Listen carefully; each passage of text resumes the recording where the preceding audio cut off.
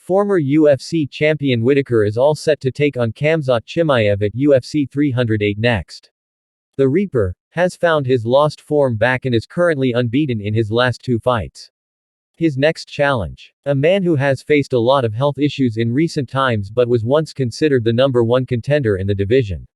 Chimaev, before his break from the sport, was smashing everybody inside the octagon. However, not only is he making a comeback after a long time, he will be up against a former champion. So, what exactly should his game plan be? Let us find out. Just to give a build-up to the fight, the pair was previously scheduled to take on each other at UFC Fight Night. Unfortunately for the fans, Borz pulled out at the last moment as he was violently ill. Ikram Aliskerov was roped in at the last moment, and the Reaper had no problem in shutting his lights out in the first round. Whittaker has now found his lost motivation and has his eyes set on the title next. To discuss the upcoming fight, Stephen Thompson sat down for a chat with the Submission Radio.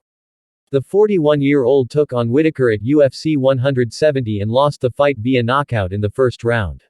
He shared his experience with the host and said, "I think that's a very tough fight for Khamzat. Khamzat is gonna have to keep him down and hold him down in order to win." The former champion is one of those rare fighters in the 185-pound division who has a mix of everything. Not only does he have good striking, but has equally good takedown defense, which will make him a threat for Borz. While wrestling has always been Chimaev's biggest strength, he once struggled against Gilbert Burns at UFC 273.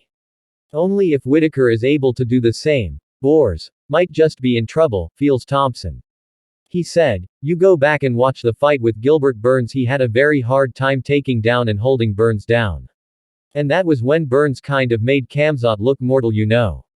At that time before that fight he was like looking just unbelievable and unbeatable everywhere. But that was the fight that made him look mortal." According to the UFC, veteran fans can witness a wrestling masterclass when these two collide at UFC 308 next. If we look at his recent records, Borz will have a lot to prove to get back to title contention in the division. Not only will he have to win back the confidence of the fans, but also needs to turn up for the fight. Many experts feel a 5-round fight holds a slight advantage for Whittaker as he is a much better conditioned athlete between the two. Does the Chechen fighter hold any sort of advantage in the fight? It seems he holds a massive one.